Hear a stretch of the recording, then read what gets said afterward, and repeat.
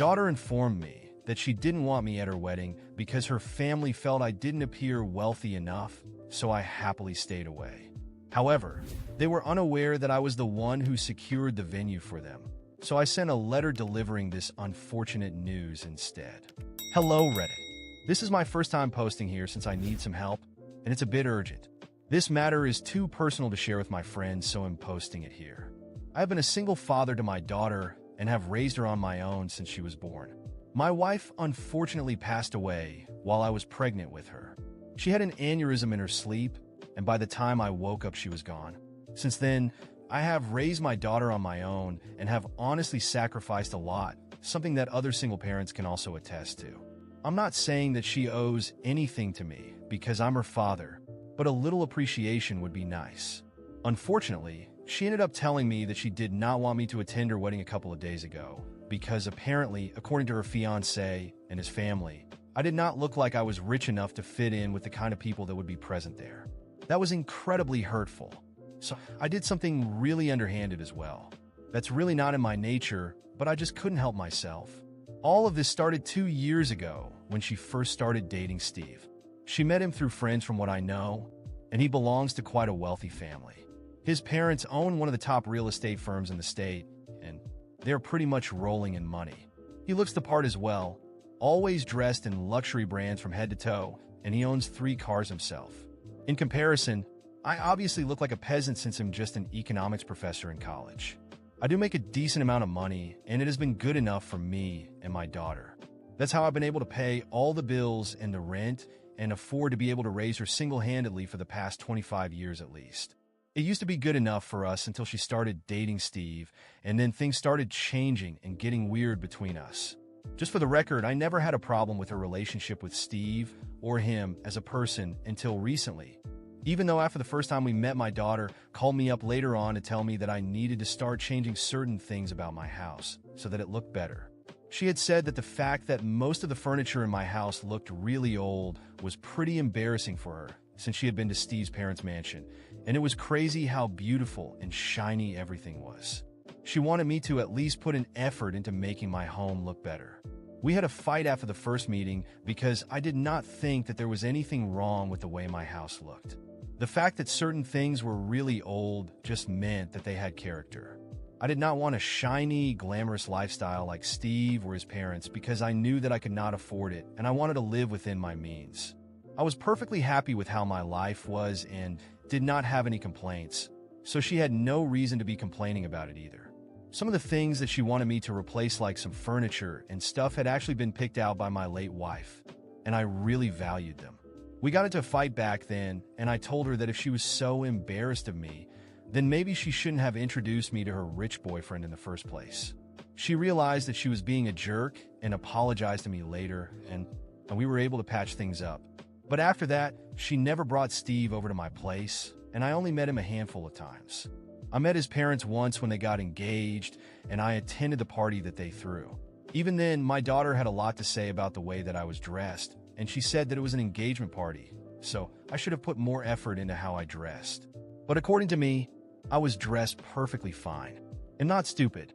I could tell that her real problem was the fact that I was not dressed in luxury brands and was just wearing things that I could afford. But I guess she was too afraid to say it anyway. I try not to mind that. And even though she had started being very distant from me ever since she had introduced Steve to me, I still tried to keep in touch with her. But then 3 days ago, she visited me and told me that after Steve and his parents had met me at the engagement party, they did not think that I would fit in with the crowd that would be present at their wedding, since it would be mostly their friends and other business associates who worked with his parents, but none of her family members. Since Steve's parents were funding most of it, she thought that it would be better for her to respect their wishes. She even said that she would have a private ceremony later on, and I would be invited to that. But for now, she just wanted me to understand where she was coming from, because ultimately she did not want me to feel out of place. I was very hurt when she said that, and I started crying. But then she got really exasperated and said that there was nothing worth crying over. This was just a fact that I did not look rich enough to fit in there, and she did not want me to embarrass either myself or her. She told me that she had hoped that I would understand, but I was just being selfish by not caring about her image in front of her in-laws. Once I stopped crying, I told her to get out of my house and never come back. After days of thinking about what to do after that devastating conversation with my daughter, I realized it was time to act. I had already sacrificed my entire life for her, and the least I deserved was respect. However, the fact that my appearance or lifestyle was enough for her to discard me without a second thought made me question everything. It was clear that she no longer saw value in the father who raised her alone, but instead in the image she could project to her new wealthy in-laws. I had secured their wedding venue through an old acquaintance as a surprise gift.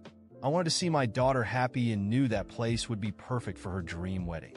But now I realized that was a mistake. It was time to correct it. I wrote a short, direct letter to the venue manager, canceling the reservation. I used firm words, explaining that due to family reasons, the event could no longer take place there. I also requested that he not mention the reason to anyone except me. This would leave my daughter and her fiancé in a difficult position, especially given how last minute it was to find another luxurious venue. After all, the wedding was just weeks away. Days passed until one day, I got a frantic phone call. It was my daughter. She didn't start with a "hi" or "how are you?" She got straight to the point. "Dad, what did you do?" "The wedding venue got canceled. Steve is furious, his parents are panicking, and now we have nowhere to go. Do you have any idea what this means?" Her voice was a mix of anger and panic, and I could almost picture her red face on the other end of the line. "Oh, now you call me Dad?" I replied calmly. "I thought I wasn't good enough to be at the wedding, but apparently I'm good enough to fix your problems when things go wrong. This isn't a joke," she yelled, sounding on the verge of a breakdown. "You have to fix this. They're pressuring me. If we don't have this wedding as planned, Steve might even call everything off. His parents will think I'm a failure. You don't understand what's at stake here." "No, dear," I interrupted, still calm. "You don't understand. I spent 25 years of my life putting you first. I dealt with all the hardships of being a single father, gave you everything I could, made sacrifices you'll never see. And what do I get in return? The humiliation of being excluded from the most important moment of your life because I don't look rich enough for you and your fiancé?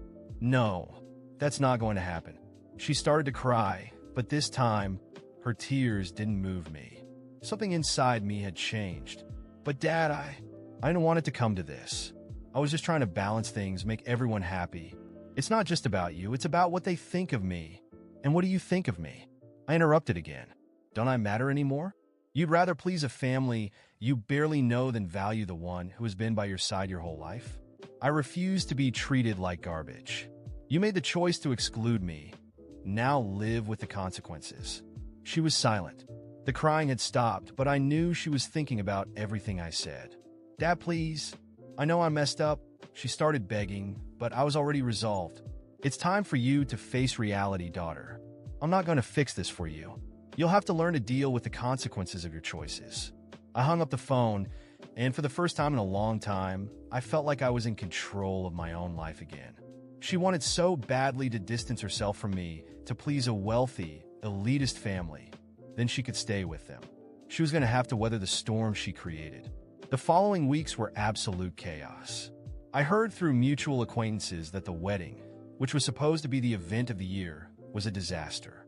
They couldn't find another luxury venue in time and ended up having a simple, rushed ceremony, far below the standards Steve's parents had envisioned. The humiliation they tried to impose on me came back to them in a way I could have never planned. My daughter tried calling me several times after that day, but I didn't answer. I needed space. I deserved peace. Even with the wedding disaster, she had chosen that path. She chose to please people who didn't truly know her, rather than value the one who had always been there for her. A few months later, I received a message. It was a photo of my daughter and Steve, accompanied by a brief note. "We're getting divorced." There was no emotion in the words, just a cold report. It seemed that everything she had sacrificed in the name of social status and a glamorous life had crumbled. I didn't feel joy when I saw that, but I didn't feel sadness either. She had made her choices, and now she was paying for them. As for me, I started reconnecting with old friends, traveling, rediscovering life beyond the role of being a father. As for my daughter, I don't know what the future holds for her.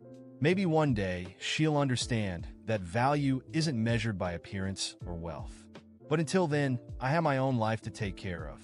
After months of no contact, the peace I so desperately needed had finally started to fill the spaces in my life. The loneliness that haunted me at first had gradually been replaced by a sense of control. For the first time in a long while, I was prioritizing myself. I traveled, reconnected with old friends, and dove into new professional projects. My home, which once embarrassed my daughter, had now become a sanctuary where I could reflect on everything that had happened. Then, one quiet morning, I heard the unexpected sound of the doorbell. When I opened the door, there she was, my daughter. Her face was marked by tears, which she was clearly trying to hold back. She looked so different from the woman I had thrown out of my house months ago. The silence between us was heavy. I could see the nervousness in her eyes. "Dad, can I come in?" she asked, her voice weak and shaky. I observed her for a moment, battling the lingering hurt. A part of me wanted to send her away, but another part, the one that would always be a father, decided that maybe it was time to hear her out. I stepped aside, making room for her to enter. She sat down on the couch that my late wife and I had picked out years ago, and for a moment, the weight of nostalgia felt overwhelming. I sat across from her, saying nothing, waiting for her to begin. "I've divorced Steve," she finally said, her eyes fixed on the floor. I already knew that, of course, but hearing those words come from her made it all the more real. She took a deep breath, as if trying to gather the courage to continue. I realized I made a huge mistake. Her voice trembled, full of regret. I let money, status, and other people's opinions control who I was. I did horrible things, especially to you. The way I treated you, I don't even know how I could have been so blind, Dad. She finally looked up, her eyes red from crying. When Steve left me, when everything fell apart, I realized that what truly mattered wasn't how I dressed or how much money I had, but who was there for me. And no one has ever been there for me more than you. I stayed silent, letting her words flow. She needed to say it all, and I needed to hear it. "I don't expect you to forgive me right away," she continued, "but I'm here because I want to apologize. I want to tell you that I regret everything. You've always been there for me, and I treated you like a stranger. I was ungrateful. I didn't know how to appreciate the man who sacrificed so much for me. Dad, please forgive me. I need you now. I need you to teach me how to be strong, to be independent, to not rely on anyone but myself. I want to learn how to make money on my own, to become someone you can be proud of, not for my wealth, but for the person I can become." I saw the sincerity in her words. She wasn't trying to fix things for superficial reasons. She was genuine, and that touched something deep inside me. The hurt was still there, alive, but my love for her, the same love that made me raise her alone all these years, was stronger. "I forgive you," I said after a long pause. She sighed, as if a mountain had been lifted off her shoulders. "But know that forgiveness doesn't erase the pain you caused. We'll have to work on that. Now, as for teaching you about money, business, and independence, I can do that. But you have to be ready to learn that life is more than wealth and status. It's about doing things with integrity and knowing how to value the people who stand by your side, no matter the situation." She nodded, her eyes shining with gratitude. Over the next few weeks, we started reconnecting, slowly rebuilding the relationship she had nearly destroyed. I taught her everything I knew about finances, investments, and business. I showed her how to manage money smartly, live within her means, and, most importantly, how to build a solid and stable life without depending on others. She followed my advice, and soon she opened her own small business. It wasn't anything grand at first, but it was hers, and she built it with dedication and humility. I could see she was changing, finally letting go of the illusion that money and status were everything.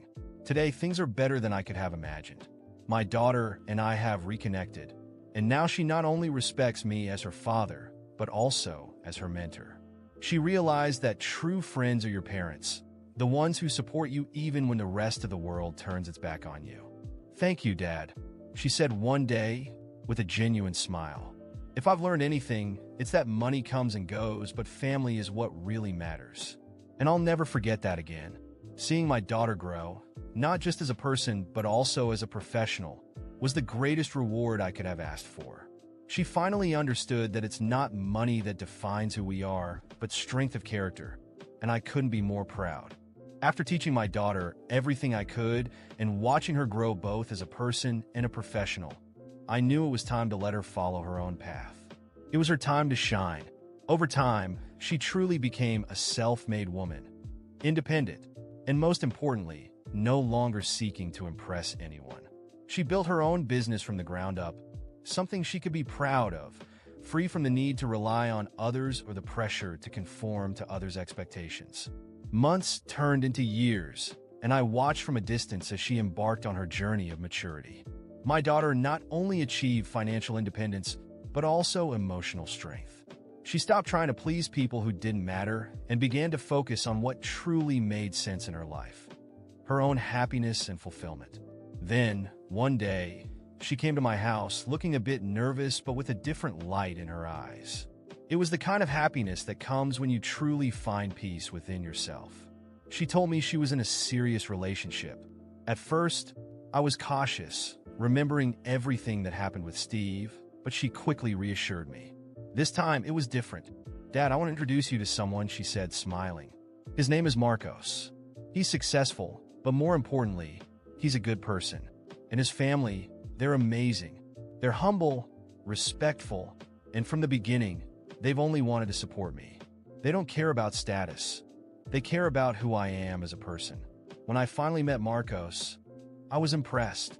He was indeed successful, but what struck me most was his humility and kindness. Unlike her ex, Marcos didn't feel the need to flaunt his wealth or status. He valued simple things and, most importantly, my daughter's happiness. When I met his parents, I felt the same. They were warm, genuine, and down-to-earth people without any pretensions or judgments. They added so much to my daughter's life in ways I couldn't have imagined. At last, she had found the balance she had always sought, and I couldn't have been happier for her. Seeing my daughter smile again, truly and deeply, was the best gift I could have received. The weight that had once burdened her was gone. She was now a strong, independent woman in a relationship with someone who truly loved and respected her. Someone who came from a family that treated her with the kindness and respect she had always deserved. Today, I continue on my own path with a sense of fulfillment. I couldn't be prouder of the woman my daughter has become. A true father doesn't seek revenge on his own child, no matter how painful the journey may have been. What a real father wants is growth. To see his daughter learn from her mistakes and become a better person. I let her go, and watching her blossom, I know I did the right thing. There is no greater joy than seeing your daughter happy and at peace with life. She has learned that what matters isn't what others think, but how she feels about herself. And that, to me, is the greatest victory. Now, I look to the future with peace of mind, knowing I've done my job and that my daughter is prepared to face the world on her own.